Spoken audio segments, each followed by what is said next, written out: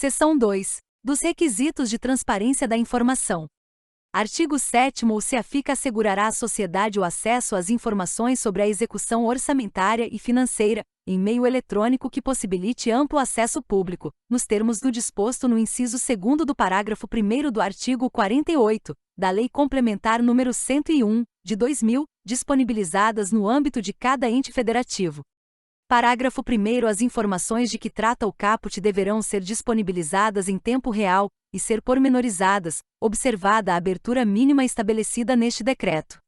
Parágrafo 2º. Na hipótese de envio conforme o disposto no parágrafo 2º do artigo 48 da Lei Complementar nº 101, de 2000, para todos os efeitos, a União, os Estados, o Distrito Federal e os municípios terão cumprido o disposto no caput, sem prejuízo da disponibilização de informações e dados contábeis, orçamentários e fiscais em portais de transparência exigidos pela legislação ou pelos órgãos de controle interno e externo.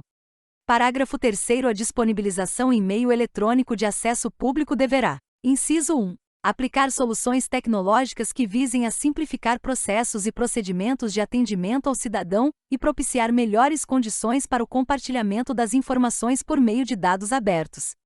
Inciso 2. Observar, preferencialmente, o conjunto de recomendações para a acessibilidade dos sítios eletrônicos do Governo Federal, de forma padronizada e de fácil implementação, conforme o Modelo de Acessibilidade em Governo Eletrônico, EMAG. Inciso 3. Observar os requisitos de tratamento dos dados pessoais estabelecidos na Lei nº 13.709, de 14 de agosto de 2018. Artigo 8º. O CEAFIC deverá permitir, diretamente ou por intermédio de integração com outros sistemas estruturantes, a disponibilização em meio eletrônico que possibilite amplo acesso público, no mínimo, das seguintes informações relativas aos atos praticados pelas unidades gestoras ou executoras.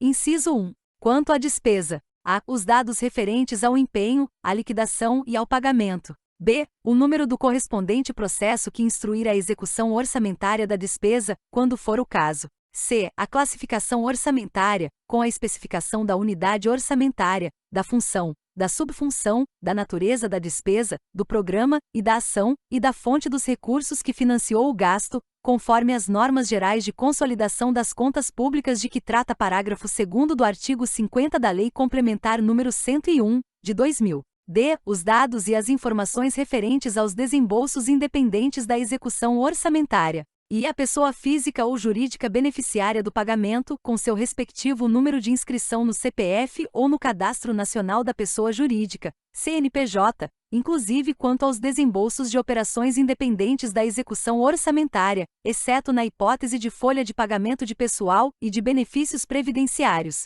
F. A relação dos convênios realizados, com o número do processo correspondente, o nome e identificação por CPF ou CNPJ do convenente, o objeto e o valor. G. O procedimento licitatório realizado, ou a sua dispensa ou inexigibilidade, quando for o caso, com o número do respectivo processo.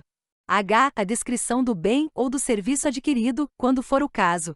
Inciso 2. Quanto à receita, os dados e valores relativos. A. A previsão na Lei Orçamentária Anual. B. Ao lançamento, observado o disposto no artigo 142 da Lei nº 5.172, de 25 de outubro de 1966, e no artigo 52, e no artigo 53 da Lei nº 4.320, de 17 de março de 1964, resguardado o sigilo fiscal na forma da legislação, quando for o caso. C. A arrecadação, inclusive referentes a recursos extraordinários. D. Ao recolhimento e à classificação orçamentária, com a especificação da natureza da receita e da fonte de recursos, observadas as normas gerais de consolidação das contas públicas de que trata o parágrafo 2º do artigo 50 da Lei Complementar nº 101, de 2000. Parágrafo único. Ato do órgão central de contabilidade da União poderá estabelecer outras informações a serem geradas e disponibilizadas na forma do caput, sem prejuízo de determinações dos tribunais de contas.